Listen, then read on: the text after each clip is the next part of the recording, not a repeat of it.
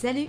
Je te retrouve aujourd'hui pour te parler de mes mangas en cours. Et pourquoi je te fais cette vidéo? De base, en fait, je voulais tout simplement tourner une vidéo sur mes lectures manga en cours. Et puis je me suis dit que finalement c'était débile parce que je me vois mal vous parler du tome 2 ou 3 d'une série ou du tome 6 d'une autre alors que je vous ai jamais parlé de ces séries là avant sur ma chaîne. Donc sans plus tarder, je te présente mes shonen en cours. On ne commence pas des moindres parce que je vais commencer par vous présenter mon manga préféré. Qu'est-ce que ça vous évoque si je vous parle d'ère victorienne, de démons et d'aristocrates? Et oui, évidemment, je parlais de Black Butler, les amis. Je les mets derrière moi pour éviter de les tenir dans ma main comme une débile pendant 3 plombes. Donc Black Butler, c'est un shonen qui est publié en France chez les éditions Kana, écrit par Yana Toboso, et dont le premier tome est paru au Japon en 2007. Je ne pourrais pas tellement vous dire à quel genre appartient ce manga parce que c'est vraiment une série qui touche à tout. Après, globalement, ça reste quand même dans une atmosphère assez sombre la plupart du temps, même s'il y a des moments très légers et très drôles et voire très what the fuck, mais dans l'ensemble, je dirais quand même que c'est une série plutôt sombre. On va donc y suivre Ciel Phantom Hive qui est un jeune aristocrate de 12 ans seulement. Il est l'héritier de la marque Phantom, qui est une compagnie très réputée en Angleterre qui vend essentiellement des jouets pour enfants et des confiseries. Le petit Ciel est déjà l'héritier de tout cet empire commercial parce que ses parents ont été victimes d'un incendie il y a plusieurs années quand il était petit et n'en sont pas ressortis vivants. Et si ses parents ont péri dans l'incendie, ce qui est arrivé à Ciel par la suite est encore pire. Je ne vous en dirai pas plus parce que le passé de Ciel c'est quelque chose qu'on découvre petit à petit dans le manga. Mais en tout cas, sachez qu'il a vécu des épreuves assez horribles et traumatisantes au point qu'il a été obligé d'invoquer le diable. Si le démon l'aidait à se sortir de sa situation cauchemardesque et de se venger par la suite des gens qui ont nui à sa famille, alors une fois sa vengeance accomplie, il laisserait le démon dévorer son âme. Voici donc le pacte macabre qui va lier le jeune Ciel à un démon qui va prendre forme humaine et qui va prendre pour nom Sebastian Michaelis. Auprès des autres humains, Sebastian va donc faire office de majordome pour la famille Phantom Hive. Il va donc être au service de Ciel, l'aider dans ses tâches, dans son quotidien, également dans ses enquêtes parce que Ciel est également ce qu'on appelle un chien de garde de la reine, c'est-à-dire une sorte d'enquêteur de l'ombre. Ce que je peux vous dire sur ce manga, c'est qu'il est hyper prenant, que les personnages sont hyper attachants, hyper bien développés. Ciel, c'est vraiment un personnage hors du commun. Il a seulement 12 ans, mais il fait preuve d'une maturité hyper glaçante pour son âge. Il connaît très bien les jeux des grandes personnes, les faux semblants de l'aristocratie. Il va être confronté à des situations absolument horribles, mais il va toujours rester dans le froid, la constance, parce qu'il est bien conscient que la nature humaine peut se révéler très sombre. Lui-même a une part d'ombre qu'il reconnaît volontiers et n'hésite pas non plus à se salir les mains quand il le faut. Et malgré tout ça, c'est un personnage avec lequel on ne peut pas s'empêcher de compatir, on ne peut pas s'empêcher de s'attacher à Ciel, parce qu'on ressent à certains moments du manga que finalement, au fond de lui, c'est toujours un gosse quoi, c'est vraiment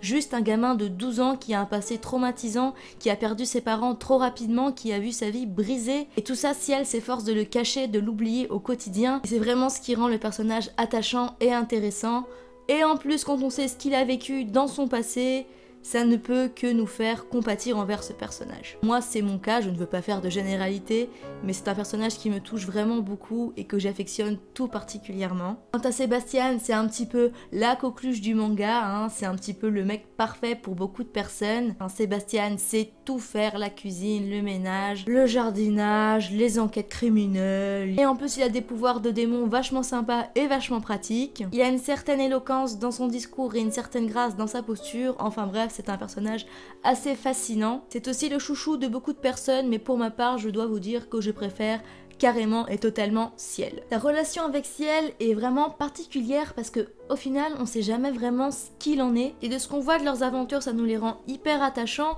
même si au fond ce sont tous les deux un petit peu des pourritures dans leur espèce, on va dire, d'une certaine manière. Oui, Sebastian réalise les 4 volontés de Ciel, oui, Sebastian vient en aide à Ciel quand il en a besoin, il lui est loyal, il ne lui ment jamais, il est toujours là pour lui, mais s'il fait tout ça, c'est parce que, en échange, à la fin, Sebastian pourra manger l'âme de Ciel, et au final, c'est ça qui l'intéresse. Et en fait, on joue vraiment énormément avec l'ambiguïté entre ces deux personnages, parce qu'on sait jamais au final s'ils s'entendent vraiment bien, s'ils s'apprécient, ou si tout ça n'est que jeu, si c'est vraiment juste les apparences et qu'au final ils se détestent. En tout cas, il y a vraiment des gens qui pensent que ces personnages s'apprécient au fond d'eux, Et moi, je fais partie des gens qui pensent que non, ce n'est pas le cas.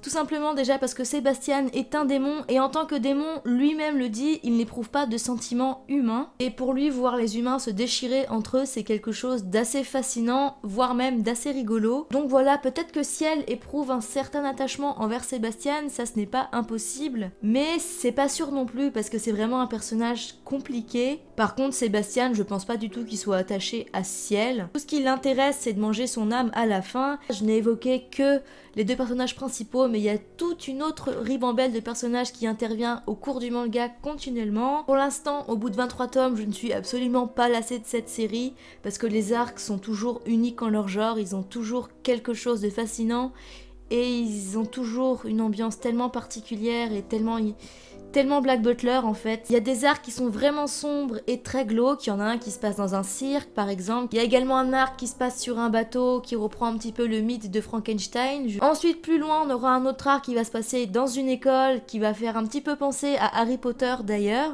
Et là actuellement le dernier arc en cours ça partait un petit peu dans un délire de sorcellerie. Mais en fait c'est un petit peu plus compliqué que ça. Je peux pas vous en dire plus. Franchement c'est un manga qu'il faut essayer. On accroche ou on n'accroche pas. Mais globalement il y a de fortes chances que ça vous plaise si vous aimez déjà les trucs qui font un petit peu peur, le fantastique ou alors le policier. Voilà, à mon avis c'est le b.a-ba de cette série. On passe maintenant à un shonen dont on a beaucoup entendu parler surtout ces dernières années, qui est d'ores et déjà classé dans les séries manga incontournables. Il s'agit de l'Attaque des Titans. J'ai dans les mains le volume double 5 et 6 des éditions France Loisirs, voilà, ils les ont sortis comme vous le voyez par deux. Il n'y a que les 4 premiers que j'avais achetés chez les éditions Pika, donc en volume simple comme ceci. À ce jour j'en suis rendue au volume 18, que je n'ai pas encore acheté mais que j'ai lu. Donc l'Attaque des Titans c'est écrit par Hajime Isayama et publié aux éditions Pika en France. Et le premier volume est paru au Japon en 2009. On débarque dans un monde dans lequel l'humanité en est réduite à habiter derrière de grandes murailles. Ces murailles sont là pour protéger les êtres humains des titans, qui sont des créatures dont la taille peut varier entre 3 et 15 mètres par exemple pour la plupart. Et ces titans, eh bien, ils dévorent les humains. On ne sait absolument pas leur origine, d'où ils viennent, comment ils sont nés, etc.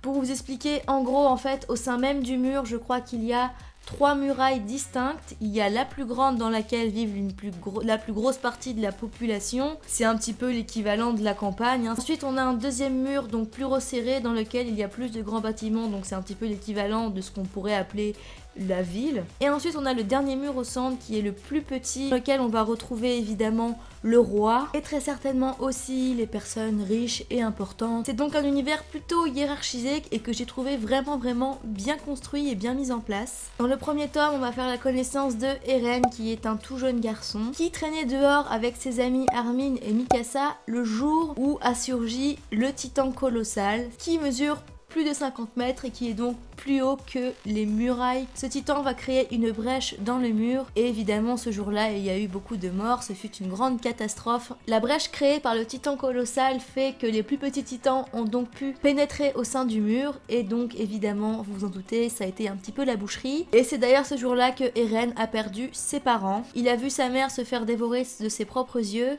Quant à son père, on ne sait pas trop ce qui lui est arrivé, en tout cas il lui a laissé une clé avant de partir et il lui a donné des indications un petit peu mystérieuses. Des années ont passé par la suite et Eren a décidé de rentrer au sein de l'armée pour pouvoir défendre l'humanité des titans. Mikasa et Armin, ses deux amis, vont également entrer dans l'armée et tous trois vont finir par faire partie du fameux bataillon d'exploration. Honnêtement au début cette série elle ne m'attirait absolument pas.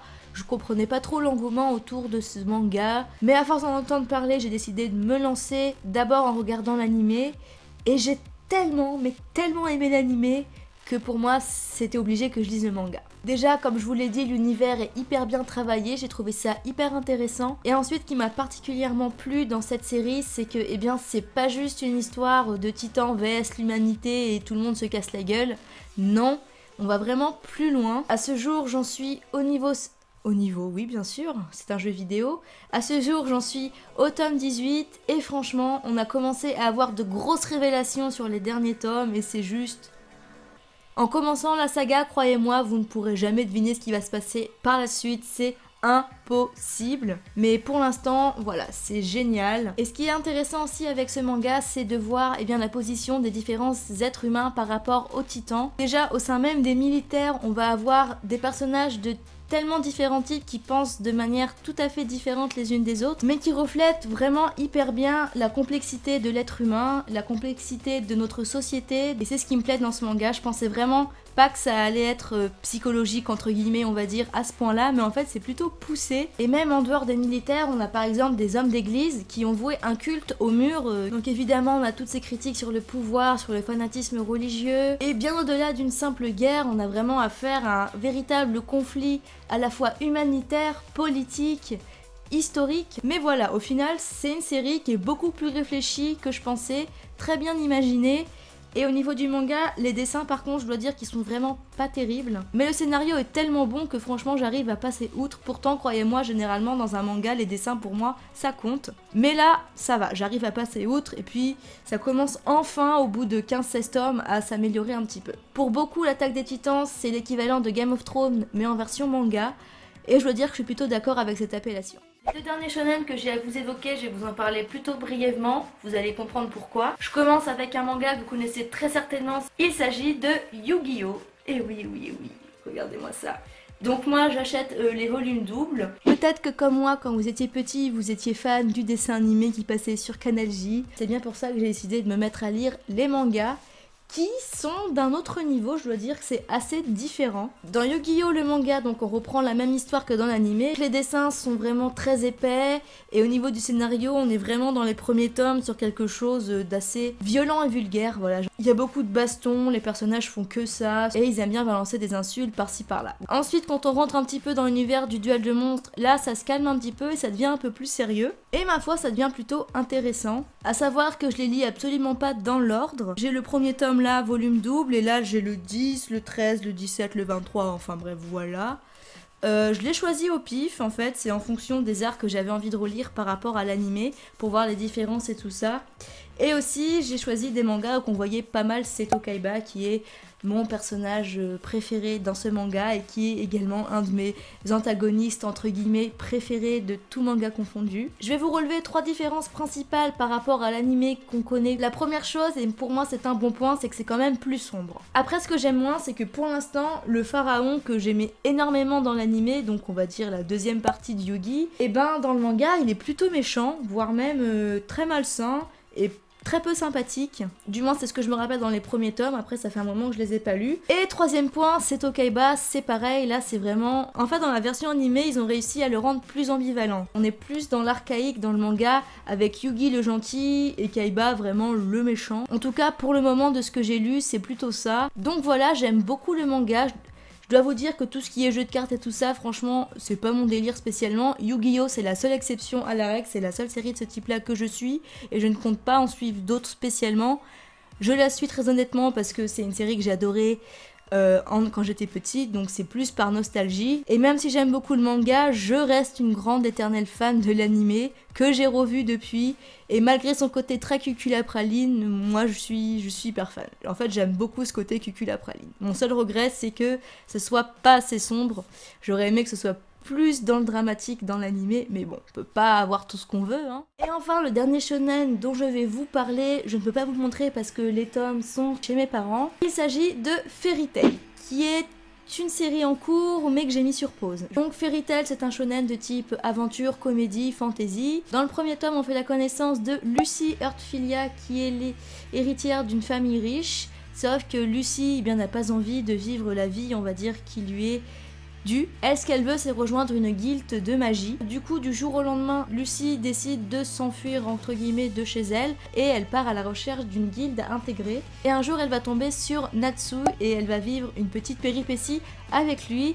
Et suite à cette péripétie, ce dernier va l'inviter à rejoindre sa guilde, donc Fairy Tail, qui est une guilde que Lucy connaissait et c'était même sa guilde préférée, il me semble, celle qu'elle voulait à tout prix intégrer. Ils sont plutôt réputés pour leur côté casse-cou, leur côté grand n'importe quoi. Ils font beaucoup de bêtises et surtout ils cassent tout sur leur passage. Et ça reste une guilde hyper soudée et attachante. Donc Fairy Tail, c'est une série que j'ai adorée au niveau des premiers tomes. On fait la connaissance d'une ribambelle de personnages plus drôles, mignons, fous et intéressants les uns que les autres. Et au jour d'aujourd'hui, même si les arcs sont toujours assez différents les uns des autres au niveau de l'histoire, c'est hyper répétitif. C'est toujours le même schéma en fait. C'est des combats.